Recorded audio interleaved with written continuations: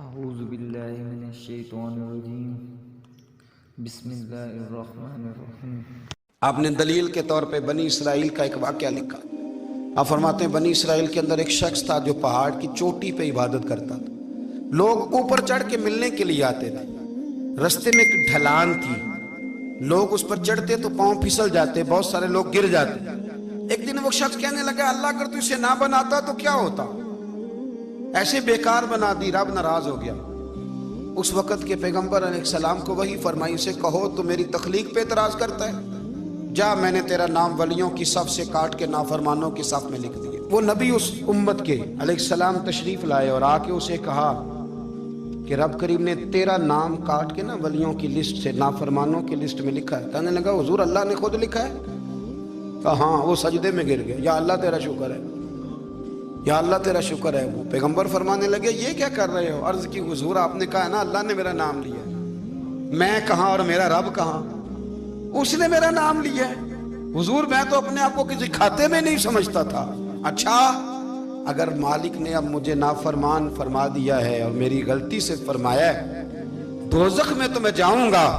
حضور آپ اللہ کے نبی ہیں، آپ کے ذریعے کی التجا ہے مالک کے حضور، رب کریم سے عرض کیجئے گا کہ اب مجھے دوزخ میں تو پھینکنا ہی ہے، تو میرا وجود اتنا بڑا کر دے، اتنا بڑا کر دے کہ میں اکیلا جہنم میں آ جاؤں۔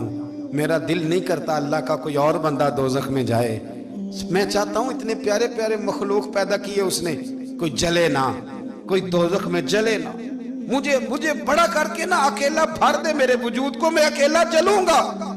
عرض کرے رب کی بارگاہ میں، وہ پیغمبر وہی کھڑے تھے، وہی آئی، اے میرے نبی سے کہہ دو تو میرے بندوں سے پیار کرتا ہے تو میں تجھ سے پیار نہ کروں؟ جا میں نے تجھے معاف بھی کیا، تیرے لیے جنت کا فیصلہ بھی کیا، اور قیامت میں جس کی تو سفارش کرے گا میں ان سب کو بھی جنت عطا کر دوں گا۔ داتا صاحب کہتے ہیں اگر تو آسانی چاہتا ہے کہ اللہ جلدی راضی ہو تو کسی کا بھلا کرنے کی کوشش کر، کسی کو نفع دینے کی کوشش کر کہ اللہ کی مخلوق سے کوئی پیار ہو جائے، کسی کو تسلی دے، کسی سے محبت کر، کسی کے ساتھ تو خیر والا معاملہ کر، رب کریم تیرے لیے آسانیاں کرے گا۔ سالوں بیت گئے، میں نے کہا 1000 سال ہو گئے ان کے وصال کو کم و بیش، کتنے جی؟ 200-300 سال کے بعد لوگ بھول جاتے ہیں۔ بہت سارے ایسے درباروں پہ جانے کا موقع ملا کہ لوگ کہتے ہیں پتہ نہیں بزرگ کون تھے، لیکن یہاں مزار ہے ان کا۔ 1000 سال بیت گئے، 1000 سال۔ وہ جب یہاں برطانیہ حکومت کرتا تھا نا، انگریز کی حکومت تھی ہندوستان میں، تو لارڈز آف برطانیہ کہا کرتا تھا کہ یہ عجیب، میں نے داتا صاحب کی قبر دیکھی ہے تو قبر پر لوگوں کے دلوں پہ حکومت کرتی ہے تو یہ قبر پر اس کا سکہ چلتا ہے۔ جو لوگ نہیں بھی نہ مانتے مزارات کی حاضری، ان کو بھی کبھی نہ کبھی آنا پڑ جاتا ہے۔ یہاں کی حاضری اتنی ضروری ہے کہ ان کو بھی کبھی نہ کبھی حاضری دینی پڑ جاتی ہے۔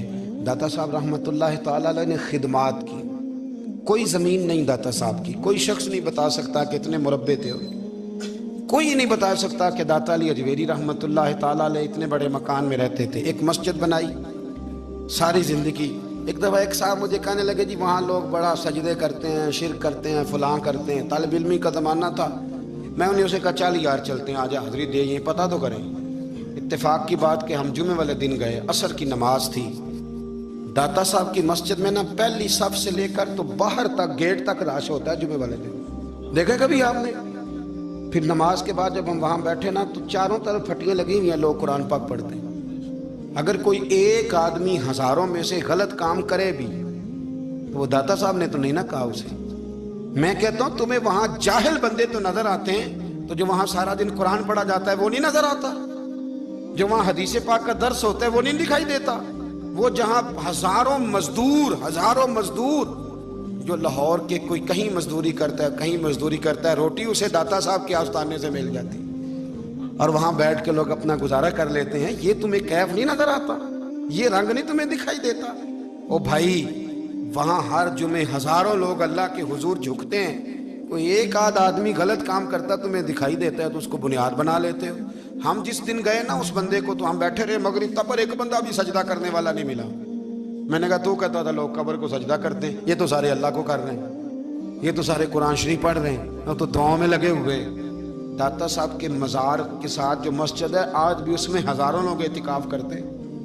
جگہ نہیں ملتی اعتکاف بیٹھنے. بھائی کیا بات کرتے, وہ تو دنیا سے چلے بھی گئے تو پھر بھی لوگوں کو اپنے مزار پر نمازیں ہی پڑھوا رہے ہیں, قرآن ہی پڑھوا رہے ہیں, جمعے ہی ہو رہے. درس داتا صاحب کے مزار پر مدرسہ قائم ہے جامعہ اجویریہ, درس نظامی کی کلاسیں لگتی ہیں, کتابیں چھپتی ہیں, دین کا کام ہوتا ہے, وہاں ایک پورا انسٹیٹیوٹ قائم ہے. مہربانی فرمائیں اب تعصب کی اینک اتار دیں, فرقہ واریت کا ذوق چھوڑ دیں, صحیح کو صحیح کہنا سیکھیں, اصل کو اصل کہنا سیکھیں. اور اہل حق سے بھی میری گزارش ہے ان کی تعلیمات کو سمجھیں, میلوں ٹھولوں سے غیر شرعی باتوں سے بچیں. اللہ ان کے درجات بلند کرے, ہمیں ان کی راہوں کا مسافر بنائے. آخر دعویٰ یعنی